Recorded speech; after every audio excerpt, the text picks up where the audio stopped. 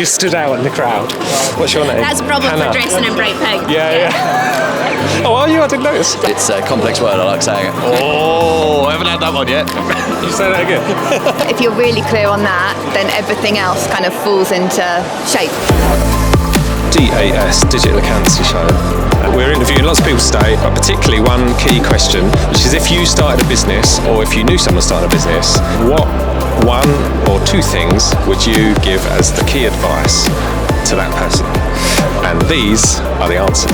It's all about people. So just recruit the best people you can possible.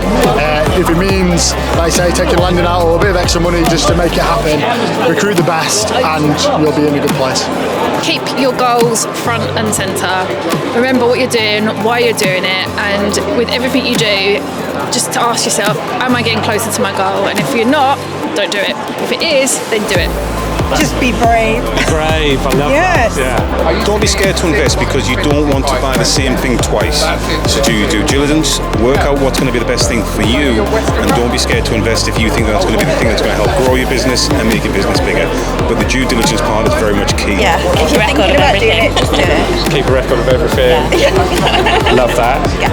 Well, any business had to get an accountant. Yeah, Obviously, that's what we all want. Yeah. Make sure they're a tech-ready accountant, right? Make sure they can advise you in having the system set up so that as AI starts getting properly adopted, you can start utilising it effectively from day one.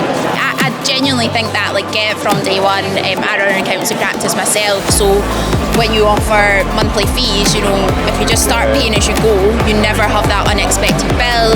You have someone on hand to ask before you make the mistake. Make sure that you've got an advisor in place. Make sure you've got your software in place at an absolute minimum. Go for zero. Don't do it alone. I think making sure you pick out what you should be doing as well as what you shouldn't be doing. So saying no is a really important part of any business. Get the tech right, get the systems right from the start, then you've got something to grow into.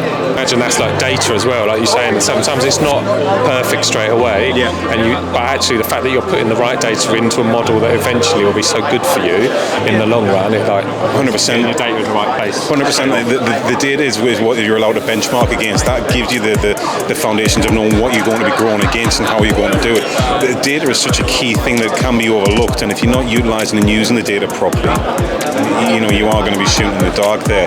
Tech, making sure you've got the right tech set up, making sure it's also future ready for what's coming, which is the advent of AI. I know everyone's saying it's here, but let's be honest, it's kind of coming still. It's not fully here. Having an accountant who, if their name rings on their phone, they're happy to pick up the phone. Like, that's always, I think it should be a good working relationship where you don't feel intimidated by your accountant.